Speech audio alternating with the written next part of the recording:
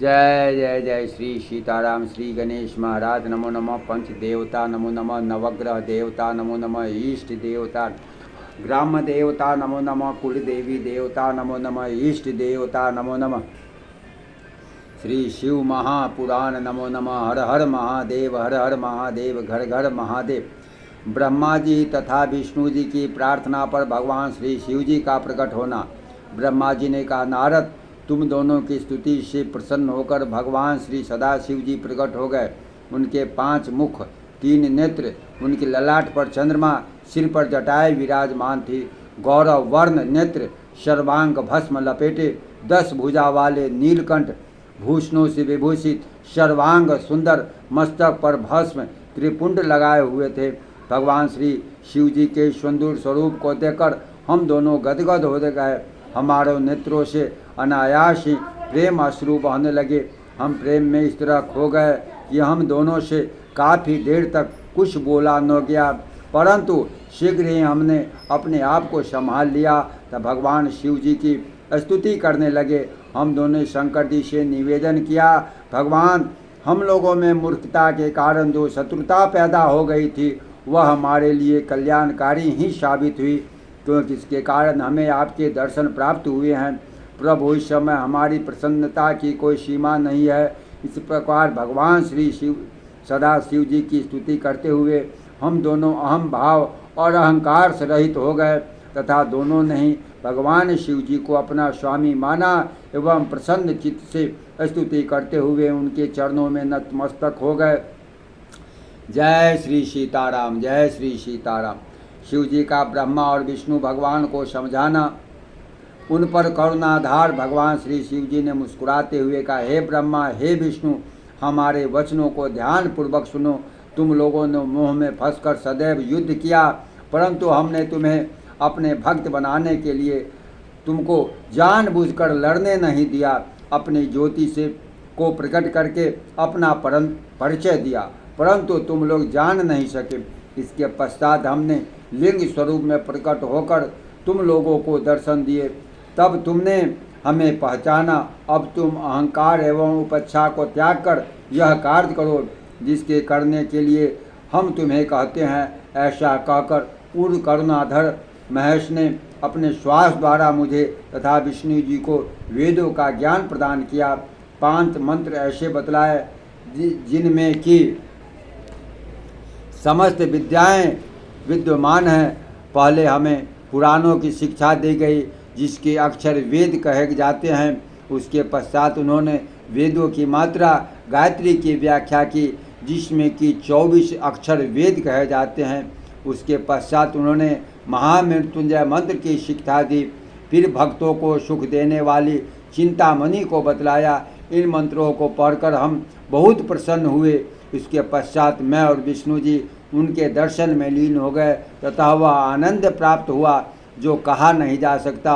जो सुख सर्दियों में धूप में एवं कामी पुरुष को स्त्री प्राप्त होने से होता है, वही सुख हमें भगवान श्री सदाशिव जी के दर्शन करने से हुआ।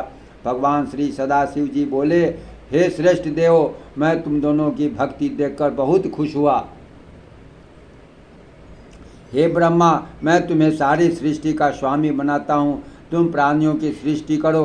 हे विष्णु, तुम प्राणियों का पालन करो तथा वेदों को देखकर मुझे पहचानो तथा उचित रीति से अपने अपने काम को करो। वेद को मेरा रूप और वेद वाक्यों को मेरी आज्ञा मानो। भगवान श्री सदाशिव जी की बात सुनकर हम लोगों ने कहा, हे प्रभु, आप संसार में अवतार धारण करके हमारी सहायता करें, हमें पूजन इत्यादि की विधि बतलाएं। हम लोगों की प्रार्थना सुनकर भगवान सदाशिव जी ने खुश होकर कहा, हर प्रकार की चिंताओं को त्याग कर तुम स्वयं सुख भोगते हुए संसार को सुखी बनाओ। तुमने मेरा जो स्वरूप देखा उसकी पूजा करो, ईश्वर तुमको सुख की प्राप्ति होगी। उस समय मेरे जैसे लिंग रूप के पूजन से तुम लोगों का दुख दूर हुआ है। उसी तरह दुखी व्यक्ति मेरे लिंग रूप द्वारा मेरा पूजन करके अपने दुखों को दूर कर सकते हैं। लिंग का अर्थ है संसार के कष्ट, क्षय लय होने का स्थान। जब भी तुम्हें किसी तरह का कष्ट हो, तुम मेरे इस लिंग रूप की पूजा करना। समय आने पर मैं भी इस संसार में उत्पन्न होऊंगा। मेरा नाम उस समय रुद्र अवतार होगा। मुझ में और रुद्र में भेद न माना, सारी सृष्टि में मुझे व्यापक समझना, कोई भी वस्तु मुझसे अलग नहीं है। इसके पश्चात भगवान श्री सदाशिव ने उस गुप्त भेद को भी हम पर प्रकट कर दिया कि वेदों में भी नहीं मिलता। उन्होंने कहा, मैंने सनातन शिव रूप मूलभूत सत्य ज्ञान तथा अनंत हूँ। इन तत्वों को जानकर सर्वथा मेरा ध्यान करना चाहिए एवं मेरे रुद्र रूप में तामसी गुण जानना चाहिए, क्योंकि यह वैचारिक है किंतु वास्तव में तामसी नहीं। अतः हे ब्राह्मण, अब तुम सृष्टि के कर्ता बनो तथा भगवान श्री विष्णु जो सृष्टि के पालक बने तथा मेरा रुद्र अंश जो है वह सृष्टि को क्षय करने वाला होगा।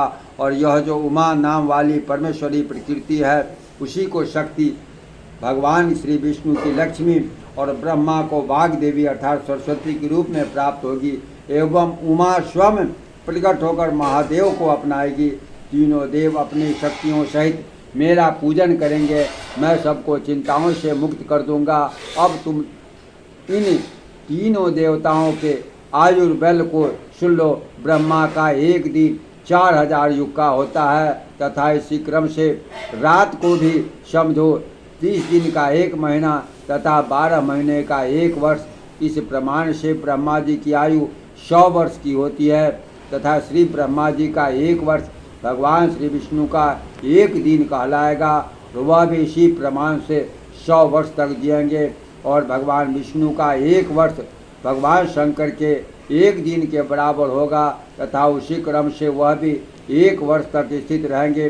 जब मेरे भगवान श्री सदाशिव जी के मुख से एक श्वास उत्पन्न होता है, इसमें कि उनके 21,000 के 100 दिन रात होते हैं। उनके उस 6 श्वास व निश्वास का 1 पल 60 पल की 1 घड़ी तथा 60 घड़ी का 1 दिन रात होता है।